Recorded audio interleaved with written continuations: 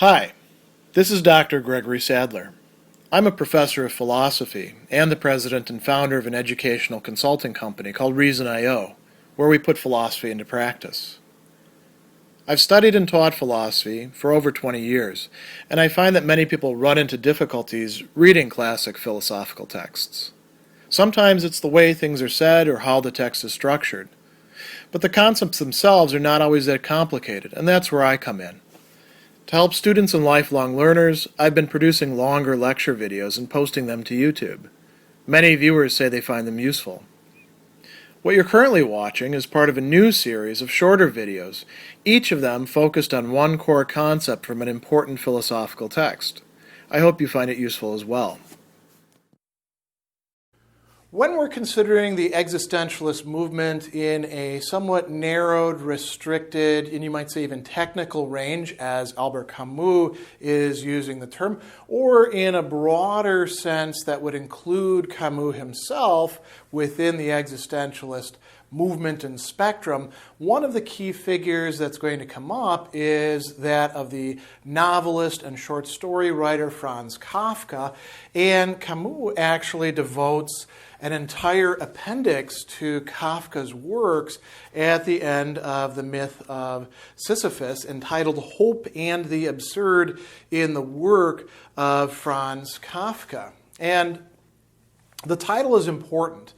Hope is going to be what leads away from the orientation toward the absurd that Camus himself is advocating in this work, and which he thinks that existentialists, in the sense that he's using the term, are indulging in. They're moving away from the kind of brutal assessment of the world and human beings that we should instead remain with. And so the question then is whether the work of Kafka, understood as sort of a proxy for who Kafka himself is that work absurd or not? Is he absurdist?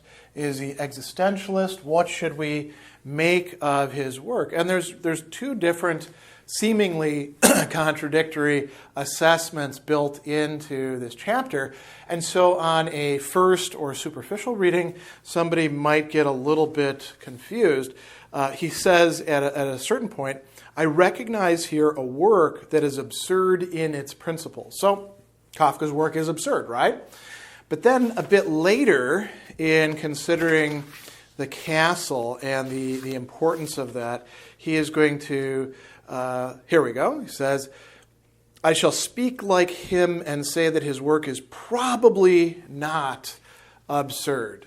So, you can say, well, one is saying it definitely is, the other is saying it's probably not, that's not, the same degree of certainty or assertion. No, he is actually saying that Kafka's work is absurd in one sense and fails or leaves behind the absurd by the way it handles the absurd in another sense, and thereby quits being absurd, although it is still existentialist by the way that Camus is using this term in a more restricted meaning. And he's essentially saying that Kafka fits into those authors that he considered earlier on in the work as engaging in philosophical suicide by making the leap, by hoping for something, by turning the absurd into God. And you notice that his reading here is entirely predicated on a certain way of arranging the development and the meaning of Kafka's works. So, what works does he actually discuss here? Very briefly, the Metamorphosis. Actually, not quite so briefly. He discusses, Gregor Samsa as the salesman and why that's important, and his annoyance rather than horror at finding himself in the situation that he's in. He devotes quite a lot of space to the trial, and even more so to the castle. He also does mention in a footnote in the penal colony. So he's not actually considering the entire range of Kafka's works here. And he's treating the castle as if it is essentially the end point where Kafka's work culminates and all the other stuff is before that. So there's a kind of developmental reading going on here that, I think even Camus himself would say this is not the only way to arrange it. There's no absolute necessity of framing Kafka's work in this way. But it does allow him to engage in the kind of project that he wants to do in this appendix, which is to say, look, on the one hand, this is absurd work in its principles, and we're going to look at those principles and the absurdity of it and the artistry that goes into it that Camus himself is quite attuned to. On the other, there's this wrong or inconsistent treatment of the absurd that is embodied within the work, the castle, and we'll get to that in a moment. So he starts out by examining the absurdity in Kafka's work. And in the first section, he says that we're going to get a closed world. It ends at that point before the switch to talking about the castle. And he begins by saying the whole art of Kafka consists in forcing the reader to reread. So we're always engaged in Kafka's works when we're reading them properly, when we're not just skimming them or checking them out so that we can fit them into some other project. When we're reading them as works, they make us go back. And the rereading is a duplication. He's going to speak here of ambiguity, and we might actually say that there's a bit of a play on words here, because there's ambiguities that Camus is discussing here. So even the word ambiguity is ambiguous here. Which ambiguity is it referring to? So he talks about symbols. And here, we want to be a little bit careful. Don't read in too much coming from somewhere else about symbols. Look at what Camus actually says here in the text. He tells us that a symbol is always in general, and however precise its translation, an artist can restore to it only its movement. There is no word-for-word rendering. Nothing is harder to understand than a symbolic work. A symbol transcends the one who makes use of it, so Kafka, his characters, and makes him say in reality more than he is aware of expressing. So then he says, the surest means of getting hold of it is not to provoke it, to begin the work without a preconceived attitude, and not to look for its hidden current. So the natural tendency when we talk about symbols is what's going on here? What's the secret thing that only I know or only my pals know? Camus is saying, don't do that. Just read the Kafka and see what happens in the stories. Enter the world of the characters that has been created here. And a little bit later, he says, the symbols here, it's hard to speak of a symbol in a tale whose most obvious quality just happens to be naturalness.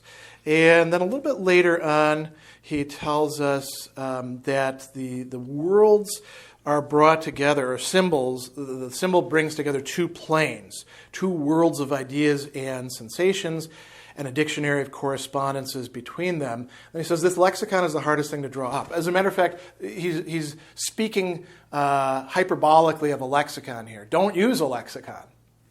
Go through it, see what's actually happening. Then he says, awakening to the two worlds brought face to face is tantamount to getting on the trail of their secret relationships. What are these two worlds? These two worlds, these two planes, are that of everyday life and supernatural anxiety, he says. Then there's an interesting little footnote here, where he says, there's other ways to read this as well. The works of Kafka can quite as legitimately be interpreted in sense of social criticism. And then he says, it's probable there's no real need to choose. Both interpretations are good. And this is something that we could explore at much greater length in Camus. But we've got two planes there. It could be that of everyday life and then social criticism. It could be everyday life, supernatural anxiety. I think probably the best example of this is in the trial, where we discover that the attics of all of these places in town are secretly, but actually not secretly, the locus of the law courts. That was a symbol that always gripped me so much about Kafka, and I think that matches this perfectly. There's also, I mentioned, ambiguity. And Camus talks about a fundamental ambiguity in which lies Kafka's secret. And in the section where he uses those terms, he lays out several of these ambiguities. He says, there's perpetual oscillations between the natural and the extraordinary. So that's one of the ambiguities, going back and forth is an oscillation. The individual and the universal, the tragic and the everyday, the absurd and the logical. And these are found throughout his work and give it both its resonance, the way it feels, you could say, the way it sounds, and its meaning. Its meaning lies in these ambiguities. Now, that's a paradoxical way to talk, and here he says, these are the paradoxes that must be enumerated, the contradictions that must be...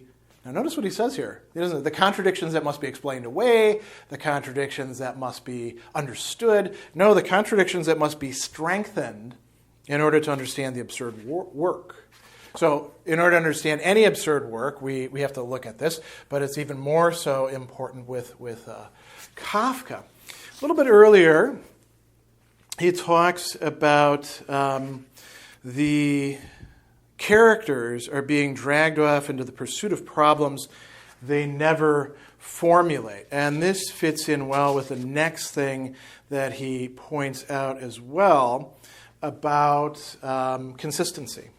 And he brings up a kind of funny joke, which we'll get into in a moment. He says, if Kafka wants to express the absurd, he will make use of consistency. And this is something that I think has been trivialized in many ways. People try to imitate Kafka, but they don't always pull it off. Some people do, but they don't always pull it off because following out the logic, Kafka's characters, follow along paths that they have not themselves made. That's part of their confrontation with the absurd world, a world also of others who seem to inhabit this better than them, but may not, may fall into the abyss at any moment. And you're constantly finding out in Kafka's world as one of his characters that some sort of decision was made that basically undid what you were doing well in advance of it and without even really caring about it. So, you'll fill out the paperwork and then find out, there was another form that you should have gotten, and this has to be notarized, and it's, too late for that now. That's just one example. Now, he's got this great passage here. He says, you know the story of the crazy man who was fishing in a bathtub. A doctor with ideas as to psychiatric treatments asked him if the fish are biting in the bathtub, and to which he received the harsh reply, of course not, you fool, this is a bathtub. And he says, it can be grasped quite clearly to what a degree the absurd effect is linked to an excess of logic. An excess of logic. Too much logic in the wrong place, perhaps. And he says, Kafka's world is in truth an indescribable universe in which man allows himself the tormenting luxury of fishing in a bathtub, knowing nothing will come of it. So this, again, is pointing towards Kafka's works as essentially being absurd, but only up to a certain point. Because now we bring in the trial and its relationship to the castle. In the next section, in the appendix, Camus tells us that this world is not as closed as it seems. In this universe devoid of progress, Kafka is going to introduce hope in a strange form. So it's not straightforward hope. The characters do hope for things, right? But then their hopes are disappointed. But there's hope on a secondary level, we can say. Almost you could call it metahope. Hope in the face of the absurd. Hope through the absurd. And this is what Camus is criticizing in Kafka's works and also rejecting for himself. So he tells us that, here we go, the trial propounds a problem which the castle to a certain degree solves. The first describes according to a quasi-scientific method and without concluding. The second, to a certain degree, explains. The trial diagnoses. The castle imagines a treatment. But the remedy proposed here does not cure. So it's not so simple as, well, I came up with the key ideas and hit an impasse, and then the next book deals with that and solves the problem. The way we might imagine, like a science fiction series, which raises a new existential threat, existential in the sense of can destroy you, but it could also be existential in the sense of meaning, brought about by some new alien race that was even bigger and badder than the previous one, and then in the next book you take care of them. No, this isn't like that. It's arranged in a different way. So he goes on and he says, it brings the malady back into normal life. It helps to accept it. And this is what Camus has the fundamental problem with. So he'll talk about the deification of the absurd. He'll talk about hope and the leap. And, these are the terms that, as I mentioned, were worked out by him in terms of the other existentialists. And he's going to bring up Kierkegaard here, Shestov, Jaspers, all these people he's brought up before. And he's saying that Kafka in the castle is allowing himself to be drawn down that path. So, he summarizes what's going on in the castle. He says few works are more rigorous in their development. K is named land surveyor to the castle. He arrives in the village, and what we find is that it's impossible to communicate with the castle, so he can't do his job. And he becomes obsessed with this idea of gaining access to the castle. And a lot of people have interpreted this, well, the castle is God, the castle is the kingdom of heaven, the castle is this and that, right? Some sort of reconciliation where all of our hopes and dreams can be pinned on, and it's going to make everything right. And he tries, trick after trick after trick. He says, those inspired automata, Kafka's characters, provide us with a precise image of what we would be if we were deprived of our distractions and utterly consigned to the humiliations of the divine. And he says, in the castle, that surrender to the everyday becomes an ethic. So we see this invocation, right, of, again, two planes, everyday life, the situations that we're in which we act, and then this supernatural anxiety, this wish to have things resolved, to figure out once and for all what the whole point of it is. And he goes through trying to go through this intermediary, moving towards the Barnabas sisters, which seems to be going in the wrong direction, but actually, fits into the entire theory.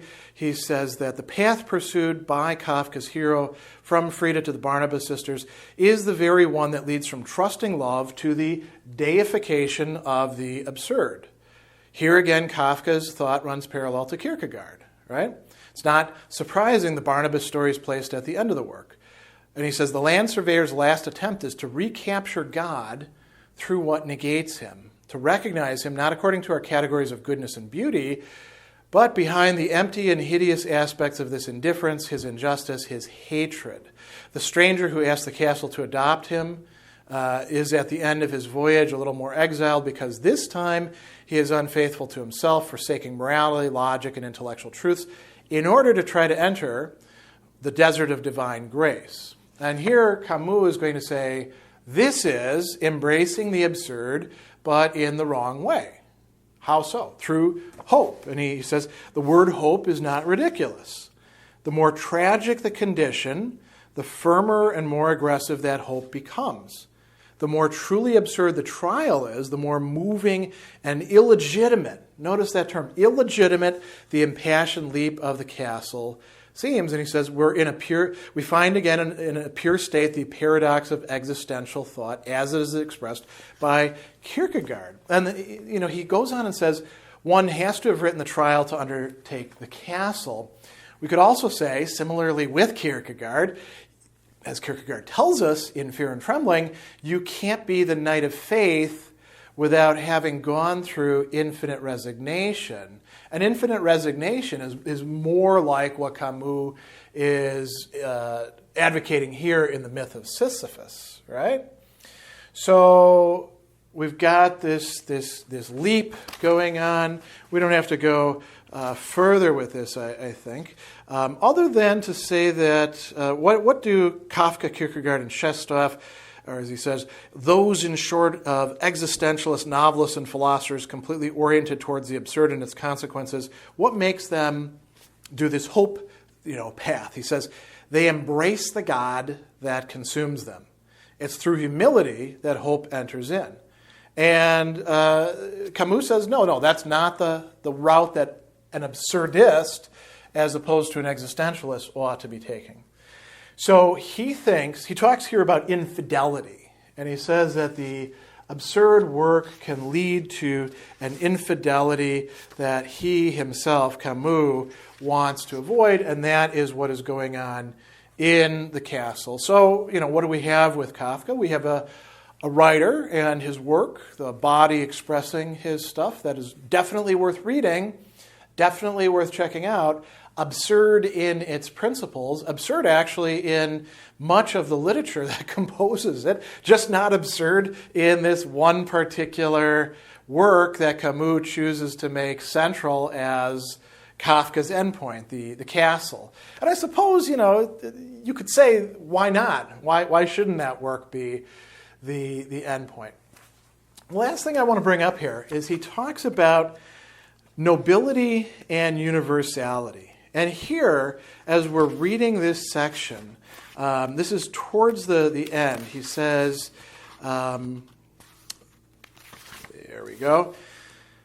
You see what tradition of thought Kafka's work takes its place. And then he says, I'll say his work is probably absurd, but that should not deter us from seeing its nobility and universality. It's tempting to blur those together. Oh, this is great. Camus is saying that, Kafka's work is still good. Well, we have to consider what he means here by these two terms. It's precisely because it's universal, Camus thinks, that it cannot remain absurd. He tells us his work is universal. A really absurd work is not universal to the extent to which it represents the emotionally moving face of man fleeing humanity, deriving from his contradictions reasons for believing, reasons for hoping from his fecund despairs, calling life his terrifying apprenticeship in death. It is universal because its inspiration is religious. So Camus is not saying that this universality is a good thing here. He's saying that's actually one of its problems. And when we read, it's a commonplace to say, oh, any one of us could be Gregor Samsa. Yeah, any one of us could be Gregor Samsa. That doesn't make him the proverbial everyman, right? Likewise, he doesn't name his characters. He's just got, K and Joseph K. They're supposed to be a stand-in for any one of us. Yes and no. This universality is a straying away from the absurd. And he also talks about nobility. And this is something really quite interesting about Camus. He believes that within the absurd existence that we have, a world that doesn't map on to our own desires and rationality, this divorce between us that we call the absurd, this triadic relation, that it's still possible for human beings to have nobility. It's not, however, by being a universal. It is by, resisting, by rebelling, by continually going on, by lingering in the absurd and refusing to make the leap that would somehow make it all make sense, refusing to hope. And you notice that he brings in another thinker here. He tells us that, here we go, this particular view will be better understood if I say the truly hopeless thought just happens to be defined by the opposite criteria, and that the tragic work might be the work that, after all future hope is exiled, describes the life of a happy man. Happiness and nobility are also connected here. He says, the more exciting life is, the more absurd is the idea of losing it. This is perhaps the secret of the proud aridity felt in Nietzsche's work. In this connection, Nietzsche appears to be the only artist to have derived the extreme consequences of an aesthetic of the absurd. Right? So why bring in Nietzsche at that point? Because Camus is saying, at least on this point, there's plenty of other points where I don't agree with him, Nietzsche and I are in agreement, and Kafka is over there with Shestov and Kierkegaard and these other essentially religious existentialist thinkers. So he goes on and he says one other thing about nobility. He says, if nostalgia is the mark of the human, perhaps no one has given such flesh and volume to these phantoms of regret as Kafka has. But at the same time will be sensed what exceptional nobility the absurd work calls for, which is perhaps not found here in Kafka's work. The nobility that Camus is, if there's anything really positive in Camus' ethics being worked out here, it's this concept of nobility. Elsewhere he talks about decency and some other values that he thinks are possible to have. Kafka's works ultimately don't have that for Camus. So this is a very interesting assessment coming at the end of his work that ties together a number of threads that have been running throughout it and shows you what Camus is making of this very important existentialist author.